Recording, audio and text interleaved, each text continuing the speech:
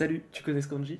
Et oui, c'est Kuruma, le kanji des voitures. Dans Sorma, on apprend des kanji ensemble. Ah, abonne-toi là. Celui-là, je le trouve beaucoup moins évident que les autres, il faut juste s'imaginer un chariot vu du dessus. Dans sa lecture chinoise, le kanji se prononce sha. Et c'est cette prononciation qui est par exemple utilisée dans les trains, densha, et ça veut littéralement dire véhicule électrique. Ce que je trouve assez rigolo avec ce kanji, c'est qu'il a vraiment évolué au fil des époques. Par exemple, au Moyen-Âge, il désignait les chars à bœuf, jisha, qui servaient principalement à déplacer la noblesse. Ensuite, ça a été utilisé pour désigner les jelinkisha, qui sont des pousse-pousse tirés par les humains. Et maintenant, c'est le sens qu'on connaît aujourd'hui, celui des voitures. Et en 1949, dans un Japon d'après-guerre appauvri, le gouvernement va créer un nouveau type de véhicule qu'ils vont appeler les Keiji Dosha. Et c'est ce que nous on connaît plus principalement sous le nom de Kikar, qui sont des petites voitures qui tapissent le paysage japonais. Il faut savoir qu'elles représentent à elles seules 40% du marché automobile japonais. C'est énorme. Mais évidemment, les véhicules au Japon, c'est aussi une autre culture, la culture du drift. Par exemple, dans les années 70 et 80, dans les routes sinueuses du Japon, on pouvait voir des pilotes s'affronter à bord de leurs véhicules. C'était vraiment le prime du drift avec Keiji Tsuchiya, qui était surnommé le Drift King. En gros, c'était le Michael Jackson du drift.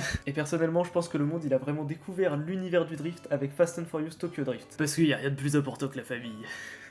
D'ailleurs, est-ce que tu savais qu'un manga a fait exploser le marché de l'automobile mondial? Et oui, dans les années 90, à la sortie d'Initial D, la Toyota AE86, mais ça devient un banger.